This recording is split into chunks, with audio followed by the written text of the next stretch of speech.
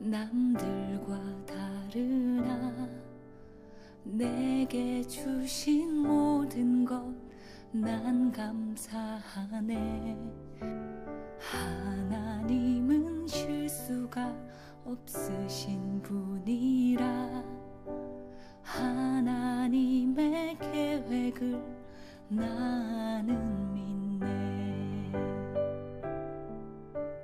내가 걷는 길 험한 길이지만 나와 동행하시는 주님 계시니 내게 주어진 길을 나는 걸어가리. 하나님의 계획을 나는 믿네. 나만 알 수 있는, 나만 할 수 있는 놀라운 일을 이루시리. 나에게 주신 일, 나에게 맡기신 일 나는 믿네. 주의 계획.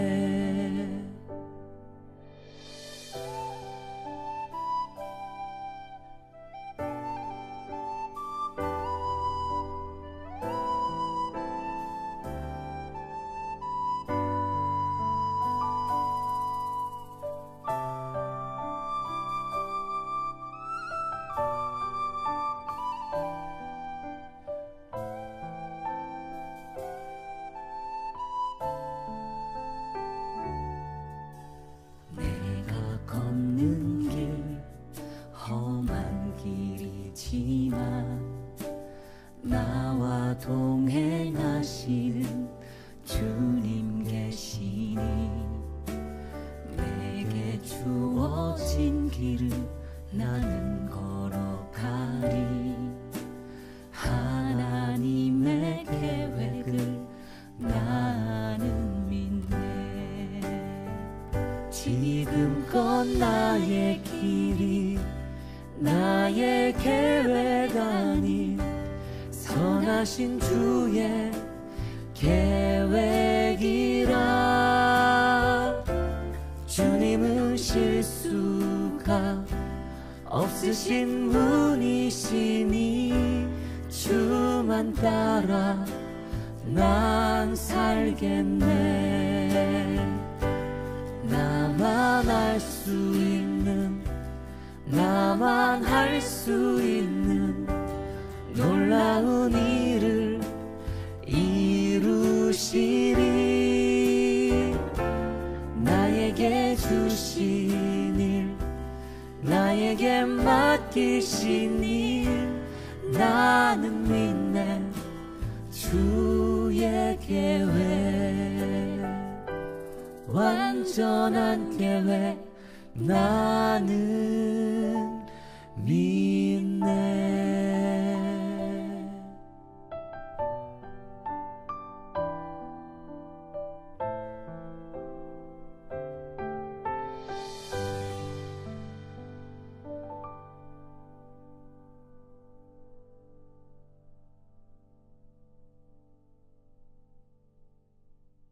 요한복음 4장 40절, 사마리아인들이 예수께 와서 자기들과 함께 유하시기를 청하니 거기서 이틀을 유하심에. 43절, 이틀을 지남에 예수께서 거기를 떠나 갈릴리로 가시며.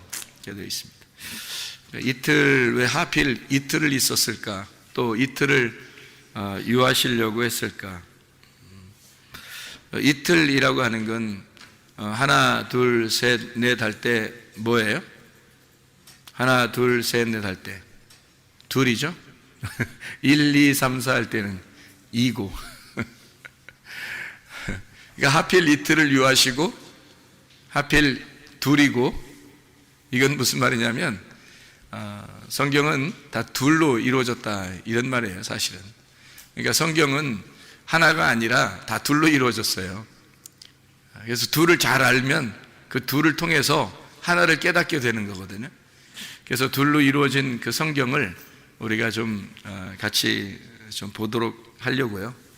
요한복음 1장 1절부터 5절까지 말씀, 요한복음에 있는 것을 주로 이렇게 보다 보면 두 개로 다 이루어졌다는 것을 우리가 성경을 볼 수 있습니다. 요한복음 1장 1절부터 5절까지의 말씀 보면 뭐와 뭐로 이루어졌어요? 어둠과 빛으로 이루어졌다. 이렇게 두 개로 나누어져서 이루어진 걸 볼 수 있죠. 1장 43절부터 51절까지 말씀 보면 나다나엘이라는 사람을 우리가 볼 수 있습니다. 이 나다나엘이라는 사람을 이렇게 주님이 부르시고, 그리고 여기에서 예수님과 나다나엘이 이야기하는 그런 장면이죠. 그래서 나다나엘과 예수님이 둘로 이렇게 나타나서 물론 이제 빌립이 중간에서 소개를 시켜줬지만 나다나엘과 주로 이제 예수님하고 이렇게 서로 대화하는 그런 장면들을 우리가 볼 수 있죠. 요한복음 2장의 6절 말씀에 보면 2장 6절 말씀에 보면 유대인의 정결 예식을 따라 두세 통 드는 돌 항아리 6이 놓였는지라 이렇게 되어 있죠. 그래서 6 항아리가 있는데 두세 통 드는 돌 항아리 6이 놓였다니까 6개구나 이렇게 생각을 할 수 있잖아요. 근데 6 항아리에 뭘 채워요? 6 항아리에 물을 채우라고 그래요. 그죠? 물을 채우라고 그러는데 그 물이 뭐로 돼요? 포도주가 되죠. 그래서 물과 포도주라고 하는 이 둘로 나누어서 설명을 해주고 있는 그런 장면이죠. 요한복음 3장 1절 말씀에 보면 누가 나오죠? 니고데모라고 하는 사람이 유대인으로서 나오고, 그 다음에 요한복음 4장 7절 보면 뭐라고 나오죠? 누구 나오죠? 사마리아 여자이 나오죠. 그러면 누가 하면 요한복음 이제 3장 1절은 니고데모라는 사람이 나오고, 요한복음 4장 7절에는 사마리아 여자가 나오고, 그러면 여기 있는 둘은 서로 떨어져 있는 사람이 아니라 둘을 통해서 하나를 설명하려고 하는 그런 내용이라고 제가 설명을 한번 해드린 적이 있죠. 그러니까 니고데모라고 하는 사람과 사마리아 여자, 이름 없는 그 사마리아 여자, 이 두 사람은 관계가 떨어져 있는 사람이 아니라 사실 니고데모가 사마리아 여인이 되어 신랑 되신 주님을 만나는 것이다. 이렇게 보면 오히려 성경이 더 이해가 되는 말씀이에요. 그러니까 니고데모가 따로 만나고 사마리아 여자가 따로 만난 것처럼 보이지만 사실은 니고데모는 굉장히 유명한 사람이고 이름 있고 유명한 사람이고 사마리아 여자는 이름도 없는 그런 사람이었죠. 근데 이름 있는 그 유명한 사람을 이름 없게 만들어서 주님이 만난다. 그래서 니고데모는 예수님을 찾아온 사람이고 사마리아 여자는 예수님이 찾아간 사람이다. 어떻게 해야지 구원을 받는다고요? 주님이 찾아오셔야 구원을 받아요. 그러니까 우리가 열심히 찾아간다고 구원받는 게 아니고 뭐 열심히 찾는 건 우리들이 해야 할 일이지만 주님이 찾아오셔야 구원을 받는다. 그게 성경에서 우리에게 가르쳐 주시는 말씀들입니다. 요한복음 3장 5절 6절의 말씀에 보면요, 예수께서 대답하여 진실로 진실로 내게 이르노니 사람이 물과 성령으로 나지 아니하면 하나님 나라에 들어갈 수 없느니라. 여기도 거듭나고 구원받는데 몇 개가 필요하대요? 2개가, 그렇죠? 2개가 필요하다. 물과 성령이라고 하는 2개가 필요해서 이 2개를 통해서 너희가 구원을, 거듭남을 받을 수 있다. 이런 얘기를 하면서요, 6절의 말씀에 보면 육으로 난 것은 육이고 영으로 난 것은 영이어야 된다. 이렇게 얘기해요. 그러니까 뭐와 갈라진 거예요? 육과 영을 나누어 가지고 여기서는 물과 성령으로 육과 영으로 나누어서 이렇게 2개로 설명해 주는 그런 내용들을 우리가 볼 수 있습니다. 성경은 다 이렇게 2개씩 나누어져 있어요. 그렇게 2개로 나누어져서 모든 것을 설명해요. 처음부터 그랬죠. 처음부터 창세기에 있는 창세기 2장에 나와 있는 그 나무가 있는데 그게 단수인데요, 그 나무 하나가 선악나무하고 생명나무 2개를 설명하려고 하나의 나무를 갖다 등장시킨 거예요. 그래서 이 2가지가 있더라 이렇게 설명을 한 거죠. 그러니까 성경 하나가 선악과와 생명과라는 이 2개로 성경이 이루어졌다라는 것을 우리에게 설명해 주는 겁니다. 마치 이제 죽음과 부활을 이렇게 말해주는 것처럼 이 땅에서는 율법을 통해서 죽어야 되는 것을 설명하고 저 하늘에서는 영적으로 살아야 된다는 것을 의미하는 이렇게 두 개로 나누어서 설명하는 그런 내용을 우리가 볼 수 있습니다. 그런가 하면 이제 요한복음 6장을 또 이렇게 보면요, 요한복음 6장 49절 말씀 보면 이렇게 되어 있습니다. 요한복음 6장 49절에 이게 요한복음 6장은 생명의 떡에 대한 이야기인데요, 만나와 생명의 떡에 대한 얘기인데 요한복음 6장 49절에 보면 너희 조상들이 광야에서 만나를 먹었는데 죽었다 이렇게 되어 있죠. 광야에서 만나를 먹었는데 죽었다. 50절에 보니까 이는 하늘에서 내려오는 떡이니 사람으로 하여금 먹고 죽지 않게 하려 하는 것이니라. 이제 누구를 설명하는 거냐면 예수님을 이야기하는데 너희들 조상들은 만나를 먹고도 죽었는데 나는 하늘에서 내려온 떡이고 그것을 먹는 사람은 죽지 않게 될 것이다 라는 것을 설명하려고 해놓은 얘기죠. 그죠? 51절에 보니까 나는 하늘에서 내려온 살아있는 떡이니 사람이 이 떡을 먹으면 영생하리라. 내가 줄 떡은 곧 세상의 생명을 위한 내 살이니라 하시니라. 이렇게 이야기를 했습니다. 그러니까 여기서는 뭐와 뭐를 비교한 거예요? 모세의 광야의 떡과 그리고 예수님의 생명의 떡, 요거를 설명해 두 개를 구분해서 나누어서 설명해 주고 있는 얘기죠. 여기에 떡이 있고 살아있는 여기 만나를 먹는 그 떡이 있고요. 그리고 살아있는 떡이 있습니다. 만나는 모세가 광야에서 준 것이고 그리고 예수님은 이제 살아있는 생명의 떡이라 그래요. 예수님이 그 뭐라고 그래요? 마귀한테 시험 받을 때 사람이 뭐로 살 수 없고 뭐로 산다고요? 떡으로만 살 것이 아니고 하나님의 입에서 나오는 말씀으로 사는 것이다 이렇게 이야기를 했습니다. 그러니까 사람이 떡으로 사는 것이 아니라 말씀으로 산다. 그러면 떡은 전혀 우리가 먹지 말아야 되는 건가요? 빵도 전혀 먹지 말아야 되고 밥도 전혀 먹지 말고 말씀으로만 살아야 되나요? 아니죠.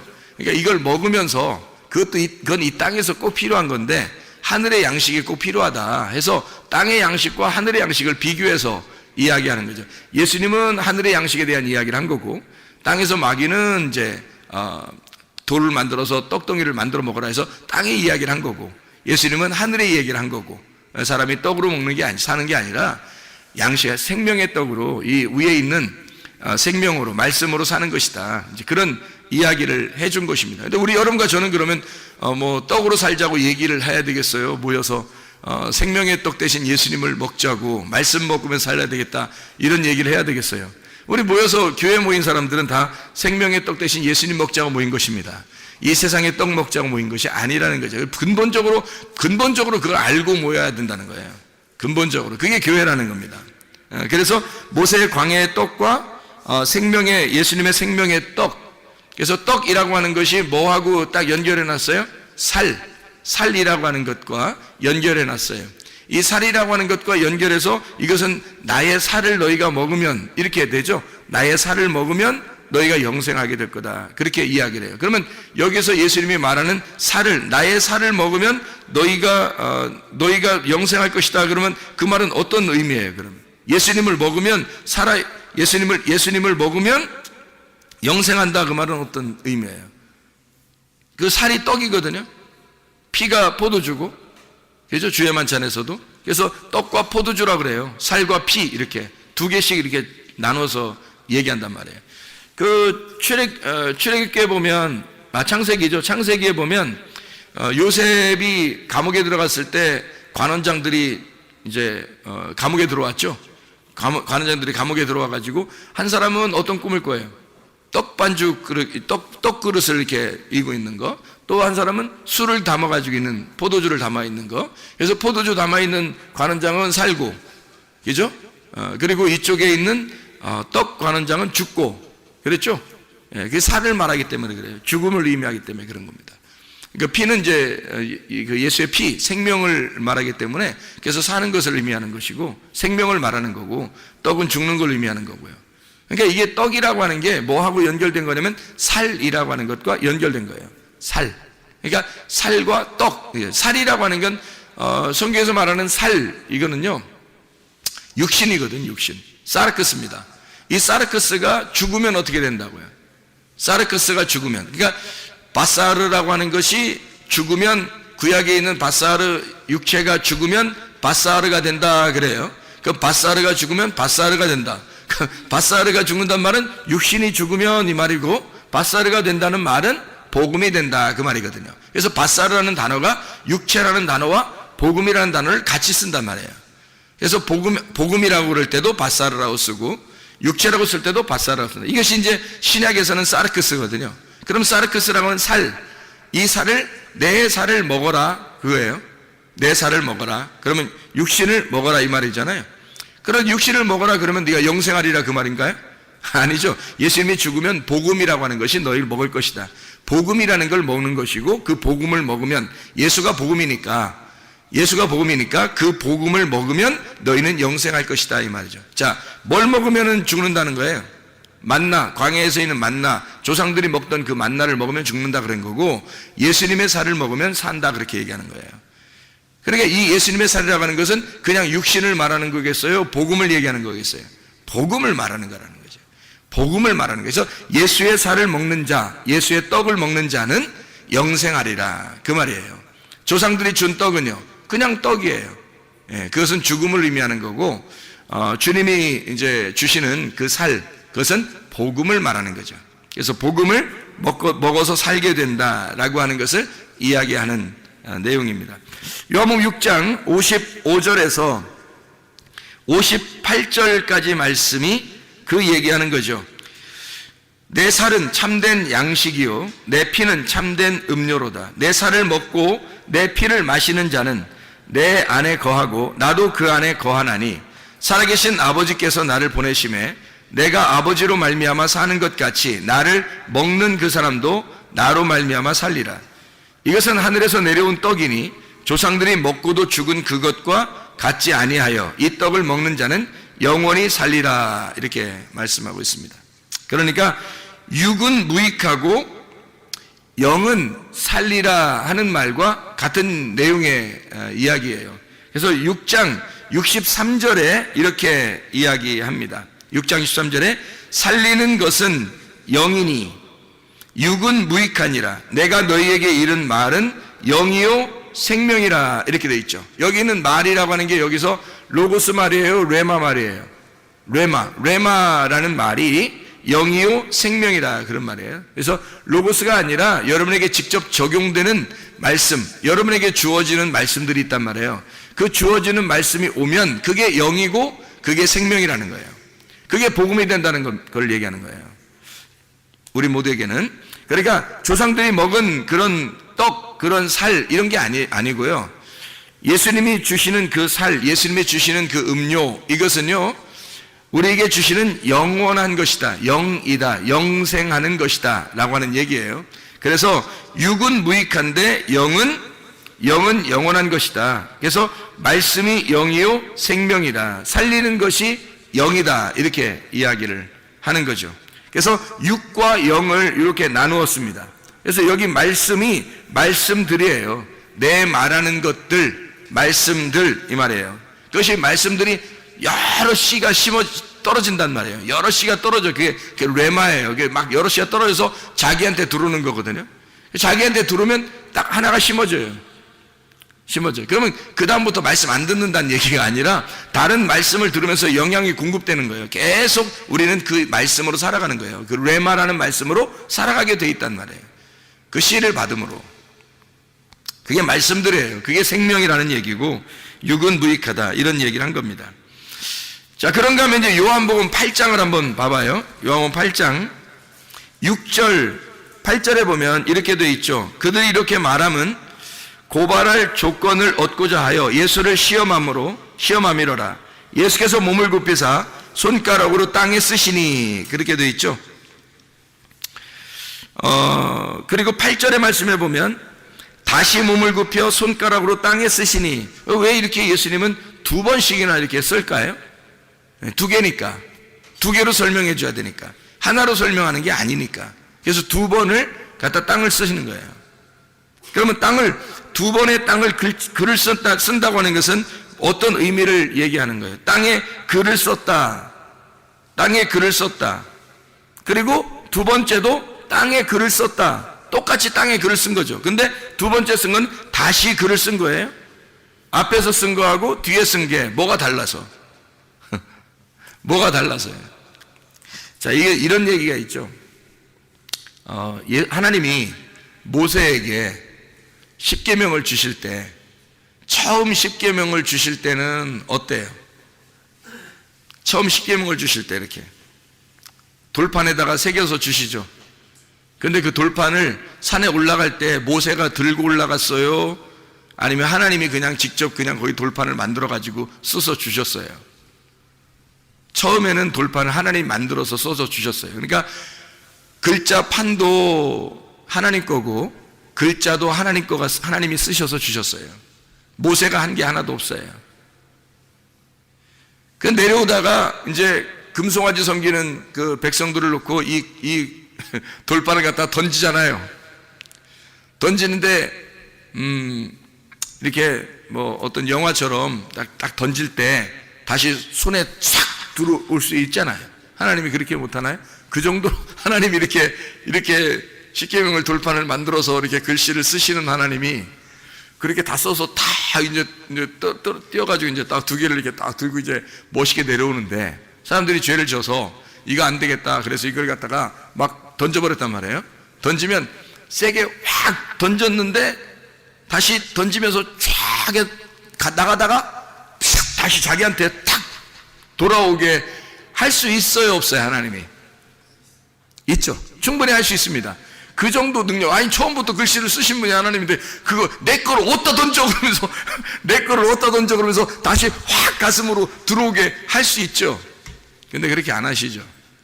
그렇게 할 수 있는 능력이 있으신 분인데 그렇게 안 하신다고 그냥 다 깨지도록 만들어버려요. 그렇죠? 그래 놓고서 다 깨뜨리니까 이제 하나님도 어떻게 다시 써줘야 되겠죠. 그래서 모세한테 뭐라 그래요? 이제 네가 돌판 깎아서 가져오라 그래. 하나님이 돌판 깎는데 상당히 좀 시간이 걸리고 그래서 그런가요? 글씨 쓰는 건 괜찮은데 말씀이니까 하나님이 말씀이니까 막 쓰나 내려가는 건 쉬운데 돌판 깎는 건 좀 힘들어서 이제 깎아 올 때는 이제 네가 두 번 네가 깨뜨렸으니까 올 때는 네가 이거 돌판 깎아서 가져와라. 그래 힘들어서 그랬을까요? 아니면 뭔가 이유가 있을까요? 뭔가 이유가 있겠죠. 그죠? 그래서 돌을 이렇게 깎아 가지고 모세가 가져갔어요. 가져가니까 하나님이 거기다가 글씨를 갖다가 이제 하나님이 쓰시는 거예요. 거기다가. 왜 그렇게 하실까요? 그래서 법궤 안에다가요. 법궤 안에 집어넣은 십계명은 요겁니다. 모세가 깎아 가지고 가서 하나님이 글자를 써준 그 돌판을 집어넣으라는 거예요. 법궤에다가. 그거 들고 다닌 거예요. 왜 하나님은 그런 식으로 했을까요? 이 일을? 하나님이 직접 다 하면 좋은데 왜냐하면 두 가지이기 때문에 그렇습니다. 성경은 두 가지로 나오기 때문에 그래요. 예. 그러니까 첫 번째 것은 깨져야 할 돌판이에요. 두 번째 것은 깨지면 안 된다는 거죠. 첫 번째는 왜 깨져야 되는 거예요? 그럼 하나님이 이 땅에 오셔서 말씀이 이 땅에 오셔서 죽으셔야 되니까 너희들이 죄를 짓는 것에 대해서 주님이 오셔서 죽으시는 걸 말하는 거예요. 그리고 두 번째 다시 만든 그 돌판 거기다 글씨만 써줘요. 그럼 이건 누가 만들었다고요? 자기가 만들었다고요. 자기가 만든 그 마음에 자기가 만든 거에 하나님께서 심어주는 거죠. 말씀을 신비의 말씀을 심는 거예요. 옛날에는 모세가 돌판을 깎아가지고 갔지만 그래서 하나님이 그 돌판에다 글씨를 썼지만 지금은 어디다 심어요? 하나님 말씀을 여러분 마음판에다 심는다고요. 여러분 마음판은 누구 거야? 여러분 거예요. 여러분의 마음판에다가 하나님의 말씀을 심는 거라고요. 이 새기는 거라고. 그게 법궤 안에 들어가 영원히 존재하는 거라고요. 그 말씀이 여러분에게 말씀이 오는 겁니다. 각자에게 하나님이 주시는 그 말씀이 여러분은 이거는 계속 보존하라고 주님 말씀하셔요. 첫 번째 거는 깨뜨리고 두 번째는 그냥 두시죠. 자, 그래서 예수님도 글을 쓰실 때 땅에다가 뭐 사람들이 막 연구 엄청 합니다. 이거 무슨 글자 썼나? 무슨 글자 써요? 딱 보면 몰라요. 거기 써 있잖아요. 죄 없는 놈이 쳐봐라. 딱 보면 몰라요? 그걸 써놨잖아요. 죄 없는. 아니, 그 글자 써놓고 얘기 한번 하면 똑같은 거 아니에요, 그거? 죄 없는 놈이 한번 쳐봐. 이거, 자, 보세요. 그러면 지금 이 글자를 처음에 쓸 때는 뭘 쓴 거예요? 2번 썼으니까. 첫 번째 쓸 때는 뭘 썼겠어요? 너 죄인이라는 걸 썼겠죠. 너 죄인이니까 너도 죽어야 돼. 한 번 쓰고. 두 번째, 그 죄를 지었지만 내가 그것 때문에 왔어. 두 번째, 너에게 은혜를 베풀 거야. 죄 없는 놈만 한번 쳐봐. 니네가 율법이라고 그러니까 율법을 한번 다 쳐봐. 어떤 놈이 안 걸리는 놈이 있나. 그리고 두 번째, 땅에다가 글을 쓰셔요.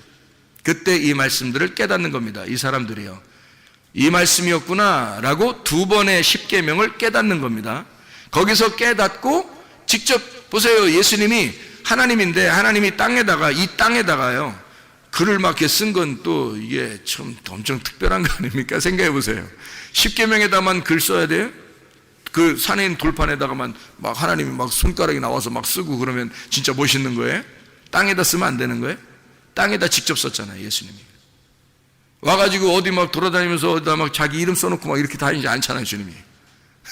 다니시면서. 여기다 글씨 써놓잖아요. 가늠한 여자 여기 때, 요때 딱 써놓는 거예요. 두 번을 글씨 쓰면. 뭘 쓴 거예요? 두 번의 십계명과 두 번의 말씀이 똑같다는 거죠. 그게. 하나는 너희를 죽이는 율법이고 하나는 너희를 살리는 율법이야. 두 가지가. 그래서 가늠한 여자를 나는 살릴 거야. 너희들이 죄 없다면 쳐봐. 죄 없는 자는 나밖에 없어. 이 여자를 죽일 수 있는 여자는 나밖에 없는 거야. 근데 내가 살릴 거야. 내가 대신 죽고 내가 살릴 거야. 그게 이 장면이거든요. 놀라운 장면입니다. 두 번의 글씨를 땅에 썼죠. 하나는 육체를 위한 율법이고요, 하나는 영을 위한 은혜의 말씀이란 말입니다. 이해가 되겠어요? 이렇게 두 개로 나누어져 있다고요. 성경이 그렇게 나누어져 있어서 주님이 그걸 설명하는 거예요. 그래서 예수님이 이 앞에 있는 것은, 앞에 쓰는 것은 살을 의미하는 거고, 뒤에 있는 것은 그 살이 복음을 의미하는 거고요. 앞에 있는 글은 내가 죽으러, 십자가를 지러 내가 죽으러 간다는 말이고, 두 번째 있는 이 말은 내가 그 죽고 부활하여 내가 너희들을 살리러 간다, 이렇게 이야기하는 두 개의 말씀을 설명하려고 두 번을 땅에다 쓰는 것이다. 자, 요번 8장 23절의 말씀을 봅니다. 예수께서 이르시되 너희는 아래에서 났고 나는 위에서 났으며 너희는 이 세상에 속하였고 나는 이 세상에 속하지 아니했다. 이 세상에 속한 것과 이 세상에 속하지 않은 것, 이렇게 나와 있는 말씀입니다. 요한 8장 35절의 말씀, 8장 35절, 종은 영원히 집에 거하지 못하되 아들은 영원히 거하나니, 이렇게 되어 있습니다. 종, 이건 모세를 통한 율법을 이야기하는 거예요. 종은 모세를 통한 율법을 의미하는 거고, 여기에 아들이 나오는데 이 아들은 복음의 예수를 말하는 것입니다. 그러니까 모세와 예수는 둘이 짝을 이룬 거죠. 그래서 율법과 은혜가 짝을 이루어서 성경을 설명하려고 한 거예요. 그래서 모세가 많이 등장하죠. 그래서 모세 오경이라고도 하고, 이렇게 많이 모세 그 율법서를 통해서 구약 성경이 쓰여진 거거든요. 그게 기본으로. 그러니까 예수님은 또 복음서에 있잖아요. 복음서에 마태, 마가, 누가, 요한이라는 복음서를 통해서 신약 성경이 쓰여진 거고요. 구약은 모세 오경을 통해서 구약 성경이 쓰여진 거고, 신약은 예수님을 통해서 신약이 쓰여진 거고, 그래서 모세와 예수님은 짝을 이룬 거예요. 하나는 율법이라고 하는 종의 형태를, 하나는 아들을 통해서 복음의 형태를 설명하는 것이다. 이렇게 나누어서 설명하는 내용입니다. 요한복음 8장 44절의 말씀 보면 너희는 너희 아비 마귀에게서 났으니 너희 아비의 욕심대로 너희도 행하고자 하느니라. 그는 처음부터 살인한 자요 진리가 그 속에 없으므로 진리에 서지 못하고 거짓을 말할 때마다 제 것으로 말하느니 이는 그가 거짓말쟁이요 거짓의 아비가 되었음이라. 이렇게 이야기를 합니다. 너희 아비 마귀, 그리고 예수님은 뭐라 그러면 나는 나의 아비에게서 왔다. 그러니까 예수님의 아버지가 있다. 하나님 아버지가 나의 아버지다, 이런 얘기죠. 너희들이 아버지라고 부르는 그 아버지는 마귀야, 이렇게 얘기하고, 반대로 자기는 아들이니까 나의 아버지가 하나님이야. 내 아버지가 하나님인데 너희들이 나를 죽이려고 하는 걸 보니까 반대, 마귀다, 이 말이에요. 반대 입장이 있다. 그래서 너희는 마귀들의 자식이다. 너희들은 거짓말쟁이고 나는 진리 안에 있는 거다. 그래서 거짓과 진리를 나누고 마귀와 하나님을 나누고 여기에 있는 거짓 말쟁이들과 진리를 말하는 자 예수를 분리해내는 거예요. 이게 두 개로 나누어서 설명하려고 성경을 쓴 것입니다. 자, 요한복음 9장도 한번 보죠. 요한복음 9장 35절부터 41절까지의 말씀에 보면요, 보는 자가 있고 보지 못하는 자가 있어요. 보는 자가 있고 보지 못하는 자가 있다. 잘 생각해 보세요. 보는 자는 예수님께서는 뭐라 그래요? 원래 보지 못하는 자가 죄인이거든요. 그래야 이제 보게 하는 것이 주님의 뜻인데, 예수님이 볼 때는 보는 자를 여기서 뭐라 그러냐면 죄인이다 이렇게 말해요. 너희가 본다고 그러니까 죄가 그대로 있다 이렇게 말하고, 너 보지 못하면 죄가 없을 텐데 그래요. 그러니까 소경이 죄가 없다는 거예요. 죄인은 보는 자를 죄인이라고 그러고 진짜 맹인이라 그렇게 말해요. 여기서 보지 못하는 사람을 맹인이라고 그러는데 이 사람은 의인이라고 그럽니다. 이 사람은 죄를 인정한 거예요. 내가 죄인입니다. 나는 보지 못하는 자입니다. 인정하게 되니까 이 사람을 눈뜬 자라고 주님이 말씀하시는 거예요. 영적으로 보면. 그러니까 영적으로 예수님은 보는 자와 보지 못하는 자, 보는 자를 맹인으로, 보지 못하는 자를 눈뜬 자로 설명을 하는 거죠. 이렇게. 얼마나 아이러니컬합니까? 주님이 설명하는 그 내용들이. 여러분 어떤 상태예요? 자기가 눈 떴다고 생각합니까? 아니면 주님 내가 죄인입니다. 난 소경입니다. 겸손하게 주님께 고백하는 사람들입니까? 요한복음 10장을 한번 또 보죠. 요한복음 10장에 8절 말씀해 보니까요, 나보다 먼저 온 자는 다 절도요 강도니 양들이 듣지 아니하였느니라. 먼저 온 자가 있다는 거예요. 그게 절도며 강도래요. 그러면 뭐 다음 이제 절도며 강도인 반대로 온 자가 있을 거 아니에요. 요한복음 10장 10절 말씀입니다. 도둑이 오는 것은 도적질하고 죽이고 멸망시키려는 것이고 내가 온 것은 양으로 생명을 얻게 하고 더 풍성히 얻게 하려 함이라. 11절에 나는 선한 목자라 선한 목자는 양들을 위하여 목숨을 버리거니와 이렇게 되어 있습니다. 잘 생각해 보세요. 선한 목자가 누구예요? 예수님이에요. 목사가 아니에요. 여기 서 있는 뭐 목사가 선한 목자 이런 거 아닙니다. 뭐 희생을 강요하지 마세요. 목사가 무슨 뭐 희생하는 사람입니까? 아니에요. 희생은 예수님이 다 하셨어요. 저를 위해서도 희생하셨고 여러분을 위해서도 희생하셨어요. 목사한테 희생을 강요하면 안 됩니다. 목사가 양심상 자기 양심상 바르게 살려고 하는 거지 이게 뭐 희생을 여러분이 강요할 의무는 없어요. 저도 주님에게는 양이고 사랑스러운 양이고 여러분도 주님의 사랑스러운 양이에요. 우리는 목자는 예수님밖에 없어요. 그 목자가 선한 목자가 목숨을 버린대요. 그렇게 목숨을 버리신 거예요. 그렇게 십자가에 못 박혀 돌아가시면서 다 이루었다 그랬는데 목사가 또 죽어야 돼요? 그거 아니잖아요. 예수님이 다 이루었다 그러면 다 끝난 거예요. 그 빚이 다 끝난 거예요. 그러니까 선한 목자는 양들을 위해서 죽고 끝낸 거예요. 모든 빚을 다 갚으셨어요. 더 이상 목사가 대신 또 갚아야 될 게 없어요, 여러분. 아유, 목사님이 대신 또 십자가 따라가라겠잖아요. 따라가서 죽으라겠잖아요. 그러니까 그럼 나만 죽어야 돼요? 여러분 생각해봐요. 나만 따라가서 나만 죽어? 그게 뭐예요? 여러분 다 따라가자고 그러고 여러분이 다 십자가를 지고 자기를 부인하고 따라가는 그 말은 나에게도 하는 거고 여러분에게도 하는 거지. 예수님이 다 끝냈다니까요. 끝낸 그 예수님을 우리가 따라가는 거예요. 나도 따라가고 여러분도 같이 따라가자는 얘기지. 우리 목사님은 십자가를 지고 따라가서 죽어야 돼. 희생을 강요하지 말라고요. 그거 다 끝난 일이라고. 여러분과 제가 그 주님을 따라가는 거라고요. 어느 날 우리도 다 죽는다고요. 예. 자, 이래서 절도며 강도가 있고 그리고 선한 목자 예수님이 있단 말이에요. 이렇게 두 개로 나누어서 뭘 한다고요? 성경이라고 하는 이것을 설명하려고 하는 것이다. 이런 얘기죠. 그러면 절도며 강도가 뭐라고? 먼저 온 자라고요. 먼저 온 자. 먼저 온 자들이 누구예요? 성경에서. 대표적으로 성경에 먼저 온 자들이 누구예요?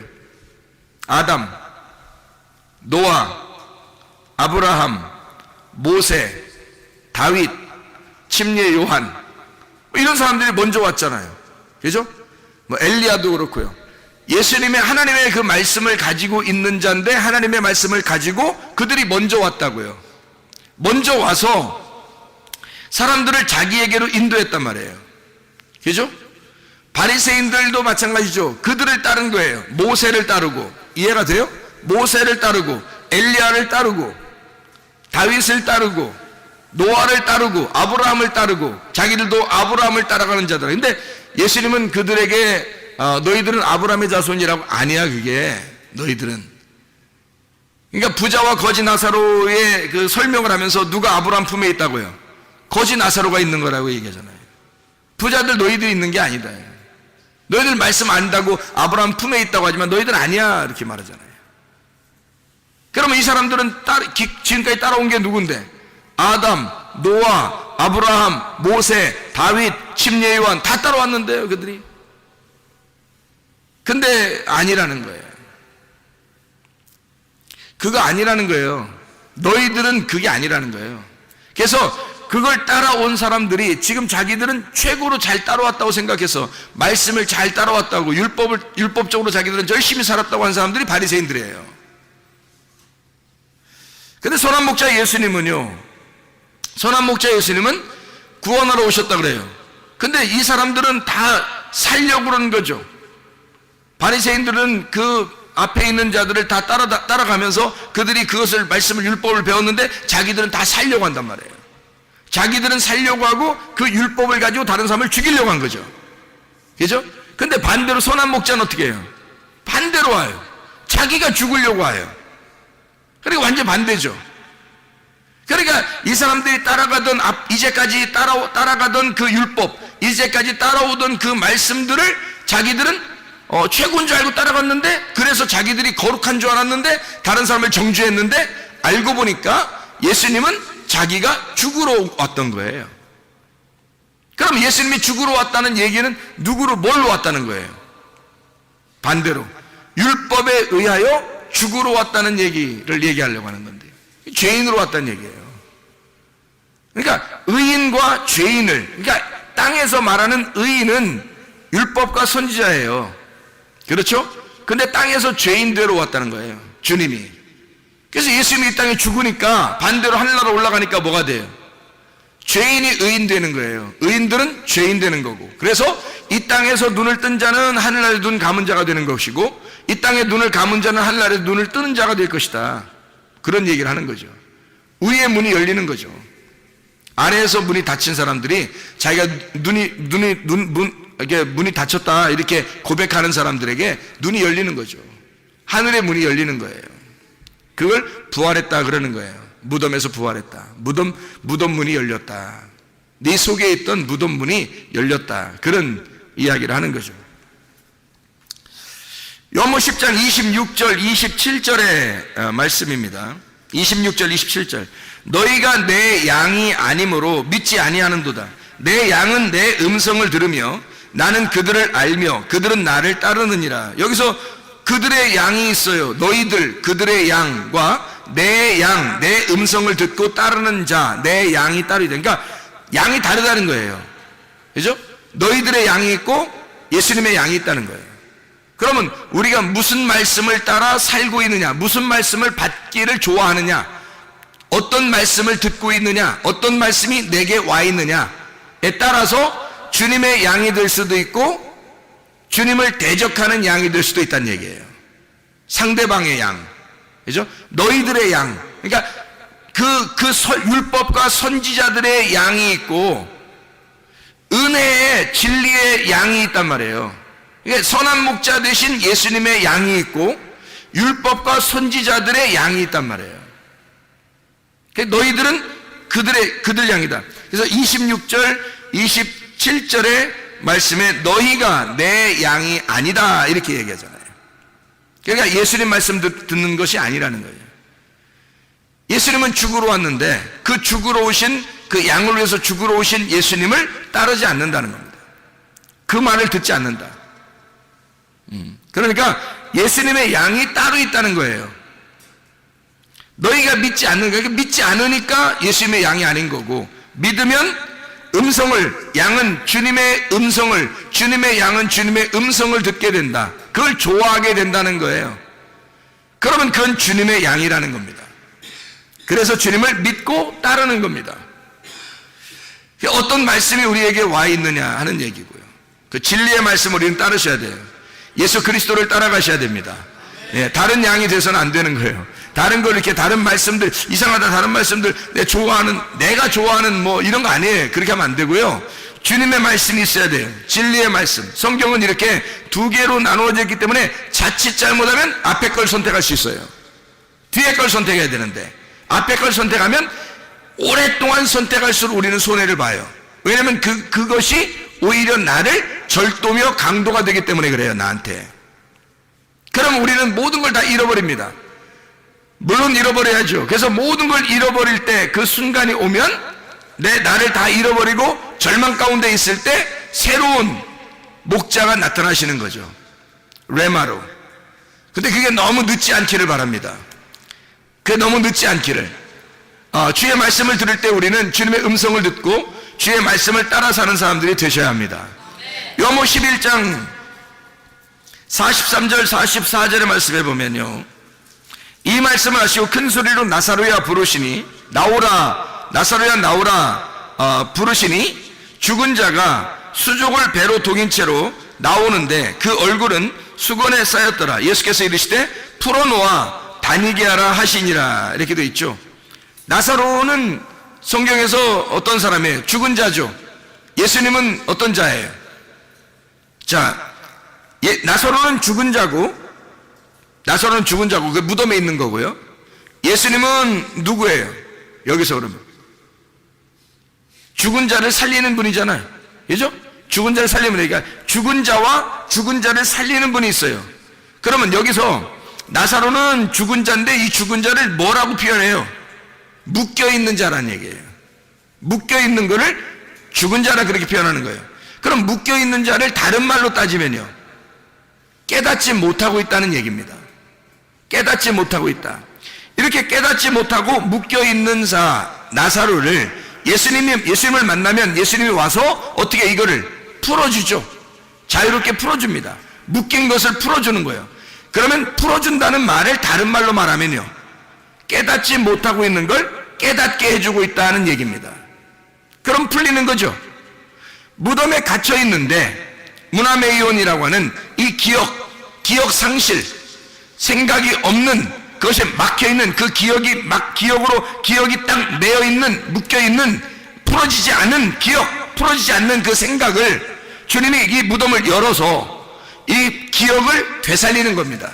생각을 갖다가 생각나게 만들어 주시는 거예요. 이게 부활이라고요.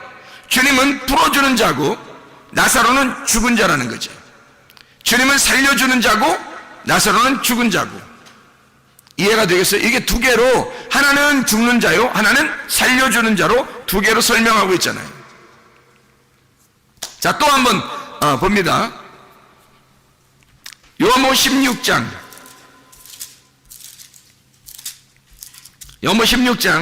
11절의 말씀.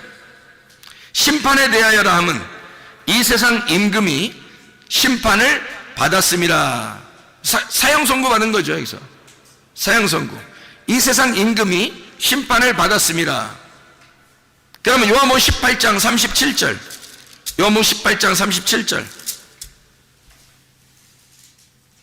빌라도가 이르되 그러면 네가 왕이 아니냐? 예수께서 대답하시되 내 말과 같이 내가 왕이니라. 내가 이를 위하여 태어났으며 이를 위하여 세상에 왔나니 곧 진리에 대하여 증언하려 함이로라. 무릇 진리에 속한 자는 내 음성을 듣느니라 하신대. 자, 잘 봐요. 성경을 잘 봐보라고요. 이 세상 임금이 누구예요? 이 세상 임금이 요한복음 16장 11절에 세상 임금이 심판받았대요. 누가 심판받은 거예요? 예? 누가 심판받았어요? 이 세상 임금이 심판받았네. 이 세상 임금이 누구예요? 예? 누가 심판받죠? 이 세상 임금이 누구냐고요? 아니, 시간 많이 가게 하지 말고 광야에서 시험 받을 때 예수님한테 막 감히 시험하면서 내가 이 세상을 다 가지고 있다, 내가 너한테 주겠다, 뭐 이런 것들도 있었잖아요. 그러면 이 세상 임금이 심판받았다, 그 말은 누가 심판받았다는 얘기예요? 여기서 예수님이 그 시험을 이기셨나요? 아니, 이기시지 못했나요? 시험을 이기셨죠. 그러면 왕이, 임금이 이렇게 항복하고 지면 그러면 더 이상 임금인가요? 아니죠. 그래서 이 세상 임금을 정복시키신 예수님이 임금인 거예요. 이해가 돼요? 그래서 예수님이 자기를 설명하는 거예요. 내가 인간으로 와서 이제 곧 나는 죽을 거야. 이미 사형 선고를 받아놓고 살고 있어. 이 말이에요. 그리고 요한복음 18장 37절의 말씀에 나는 진짜 왕이다. 왕이긴 왕이야. 근데 나는 죽으러 왔어. 나는 죽을 거야. 그런데 빌라도가 뭐 그런 게 있어. 왕이 뭐 죽고 그래. 그러니까 예수님이 뭐라 그래요? 나는 하늘의 왕이야. 나 이 땅의 왕이 아니야. 땅에서 다스리려고 하는 게 아니라 난 하늘에 있는 자들을 다스리는 왕이야. 그러니까 영적으로 구원받은 자들을 다스리려고 내가 왕이 되려고 그래. 그래서 나는 죽으려고 그래. 그게 진리야. 이런 얘기를 한 거예요. 예수님이 이 땅의 왕, 임금 대신 우리들을 위에서 주님이 오셔서 그 이 세상 임금으로 오셔서 자기가 죽는 거예요. 그러면 예수님이 죽으시면 이 세상 임금이 끝난 거죠.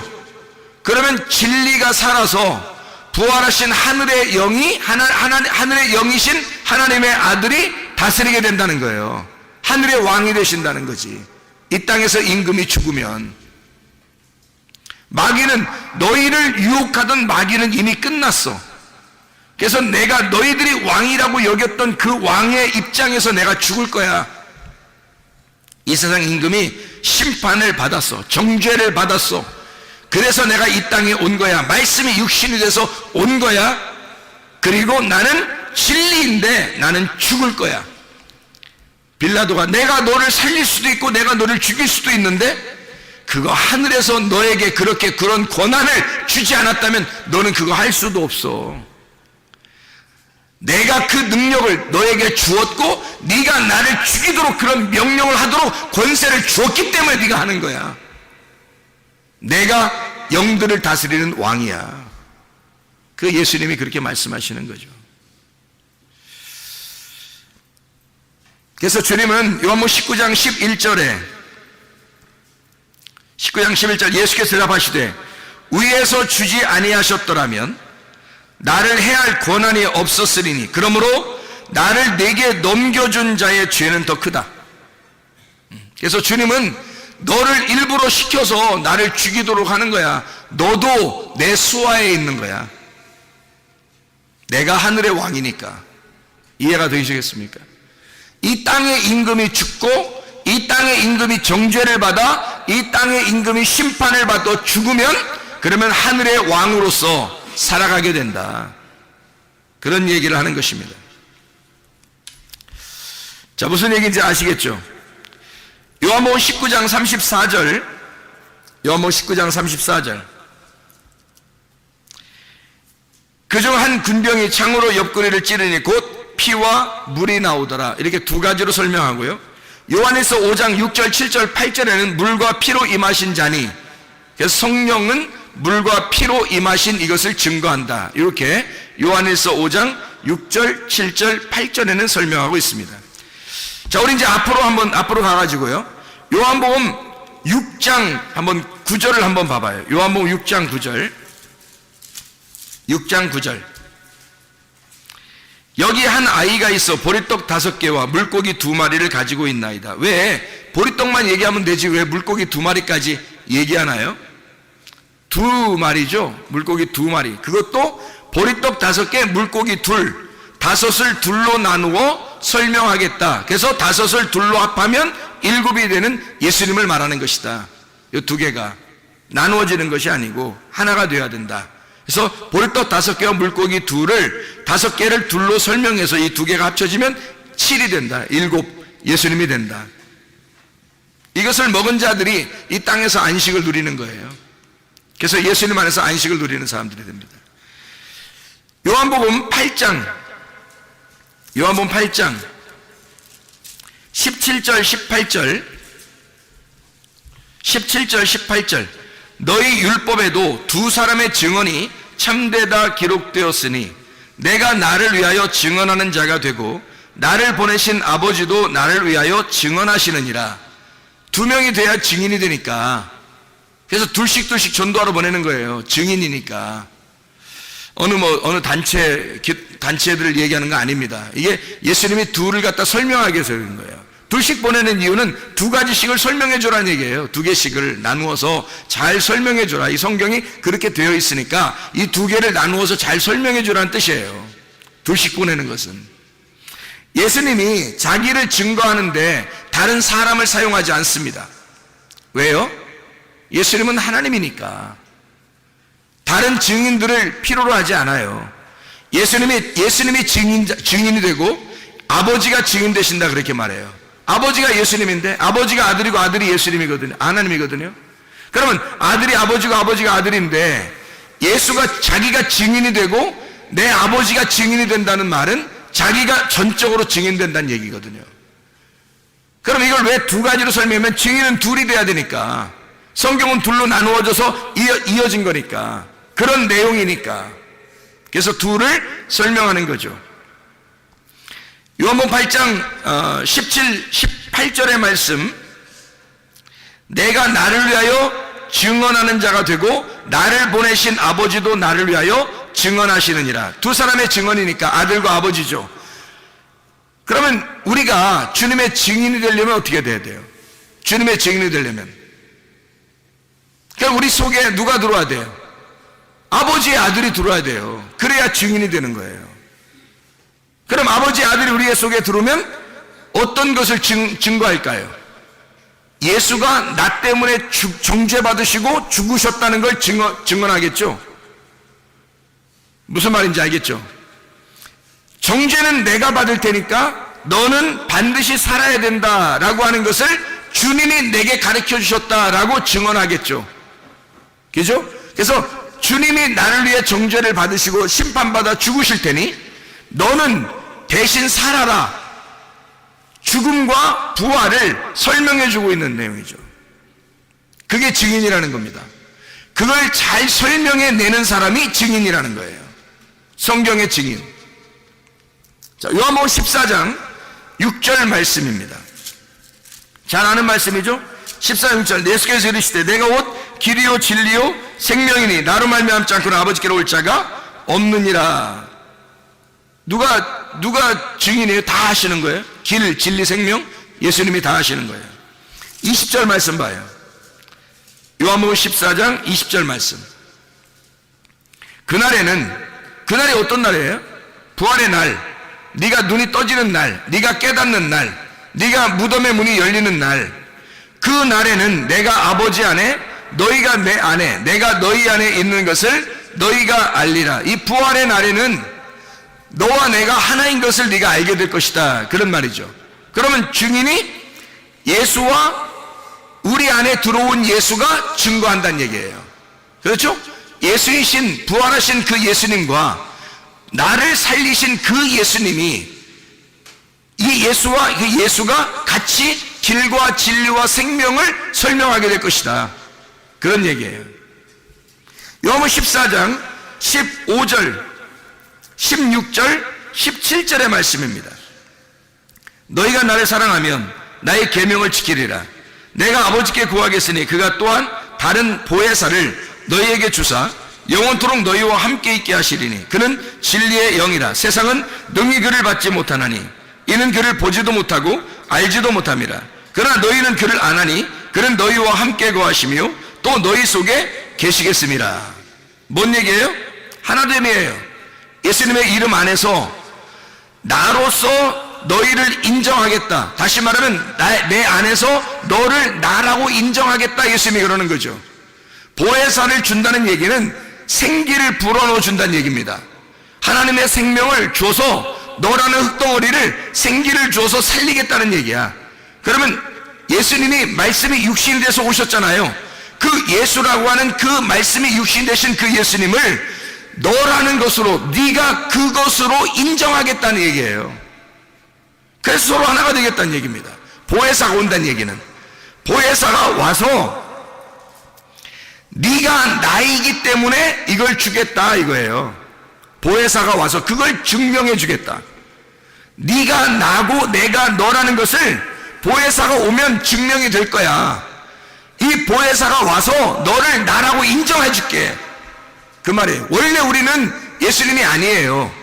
하나님의 아들이 아니라고. 근데 보혜사가 오면, 보혜사 성령님이 오시면 너를 하나님의 아들들이라고 인정해 주겠다는 거예요.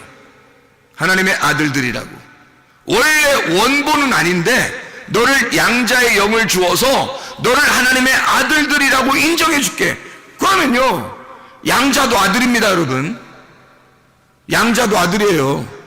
아들의 권리가 없는 게 아니에요. 법적인 아들이에요. 우리가 법적인 아들이기 때문에 우리도 우리의 권리를 충분히 하나님 아버지에게 주장할 수 있단 말이에요. 우리도 아들이니까. 원래 예수님은 아니지만 우리가 양자가 됐잖아요. 우리도 하나님의 아들들이 됐잖아요. 그러면 나도 아들이에요, 아버지. 저도 아버지의 아들이에요. 충분히 우리도 하나님의 아들이신 예수님의 이름 안에서 아버지에게 아들로서의 권리를 충분히 주장할 수가 있다는 얘기죠. 그 얘기입니다. 너희가 내 안에 거는, 이 보혜사 성령이 오시면 그걸 다 알려주겠다는 거예요. 그렇게 만들어주겠다는 얘기입니다. 놀라운 얘기죠. 요한복음 18장 6절 말씀, 18장 6절. 예수께서 그들에게 내가 그니라 하실 때에 그들이 물러가서 땅에 엎드러 지니라. 내가 그니라, 이 말이 뭐냐면 내가 나다 이런 말이거든요. 에고 에이미라는 단어예요. 출애굽기 3장 14절에 나는 스스로 있는 자다 라는 말이 에고 에이미라는 말이거든요. I am who I am, 나는 나다 이런 말이에요. 나는 존재다, 내가 살아있다, 내가 생명이다 이런 말이에요. 예수님이 나는 생명이다, 나는 스스로 있는 자다, 내가 하나님이야, 내가 그 여호와야, 너희들이 따랐던 그 여호와야 라고 하니까 사람들이요 물러가서 땅에 엎드러져요. 왜냐하면 스스로 있는 자 앞에 굴복하는 겁니다. 주님이 내가 나야 라고 하니까 다 엎드러지는 거예요. 요한복음 18장 6절의 말씀이죠. 그렇죠? 요한복음 18장 9절 말씀 하나만 보고 마치도록 하겠습니다. 요한복음 18장 9절 말씀 보니까 이렇게 뭐라고 되어 있어요? 이는 아버지께서 내게 주신 자 중에서 하나도 잃지 아니하였사옵나이다 하신 말씀을 응하게 하려 함이라. 이게 무슨 말이에요 여기? 사람들이 누굴 찾는, 이제 예수님이 누굴 찾느냐 그래요. 만약에 예수님이 여기서 내가 그니라 했는데 다 엎드러졌어요. 어떻게 잡아요 예수님을? 그러니까 예수님이 뭐라고 그러냐면 누구 찾냐 이렇게 물어봐요. 그래서 이 사람들이 뭐라면 나사렛 예수라 그렇게 말하잖아요. 그러니까 예수님 말하기를 내가 그니라, 나야 이렇게 말하잖아요. 나를 찾거든 이 사람들이 가는 것을 용납하라 이래요. 거기서 예수님이요 참 놀라운 의리 하나를 지켰다 그런 거예요. 왜 좀 멋있는 사람이 이러잖아요. 영화에서도 멋있는 사람은 내가 다 당할 테니 이들은 다 가라고 해라. 이들은 다 너희들은 다 집에 돌아가, 내가 다 담당할 테니까 뭐 이런 거 있잖아요. 뭐 멋있게. 여기서도 꼭 영화 장면 같잖아요. 두목 예수님이 부하들을 집에 좀 보내달라. 내가 두목만 잡으면 되지 않냐, 나만 잡으면 되잖아, 다 보내라. 응? 쟤들은 살려줘, 내가 잡힐 테니까. 진짜 뭐 멋있는 장면 아닙니까? 근데 이런 의미일까요? 아니면 하나도 잃지 않겠다 하는 말이 무슨 의미일까? 이 말은 너희가 아니니까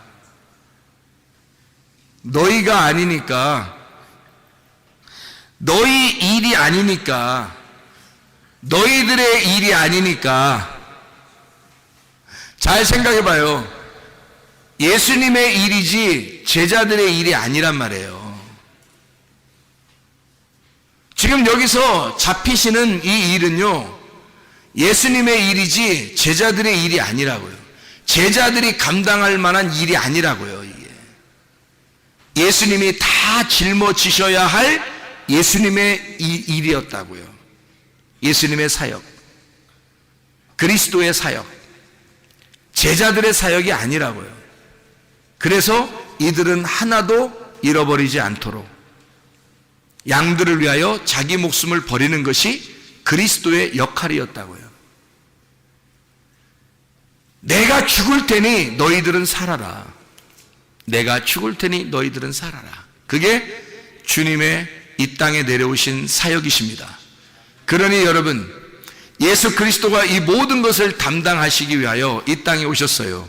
우리는 그 하늘에서 오신 그 예수를 받아들여서 이 땅에서 그 하늘에서 오신 예수를 이 땅에서 전파하는 증인들입니다. 예수 그리스도를 받아들이고 말씀이신 예수님을 받아들여서 이 두 개의 말씀으로 오신 예수님을 우리 속에 깊이 받아들여서 이 말씀을 다른 사람들에게 세상에 전하는 이 예수의 증인들이라고요. 여러분과 제가, 우리는 살아있는 자예요. 하나님의 영을 받아 살아있는 자가 되면 하나님 안에 있는 자고 하나님이 우리 안에 거하시는 자가 된다고요. 그러면 하나님이 우리 안에 거하셔서 우리는 하나님의 증인이 된다고요. 이 하나님의 영을 받지 못한 자들은 하나님의 증인이 될 수 없어요. 자기가 그 레마를 경험하지 않고서는, 자기가 하나님의 영을 경험하지 않고서는, 그 하나님의 영이 자기 속에 들어오지 않고서는, 그 예수의 그 영이 내 안에 오지 않고서는 예수의 증인이 될 수가 없습니다. 예수는 예수를 증거하니까, 예수는 홀로 예수를 증거하십니다. 여러분을 사용할 때 여러분을 사용하는 게 아니라 예수가 자기가 우리에게 들어와서 자기가 자기를 증거하는 거예요. 여러분과 저는 하나님의 영이 우리 안에 있어야 됩니다. 하나님의 영이 우리 안에 거하여야 우리도 주님 안에서의 증인이 되는 거예요.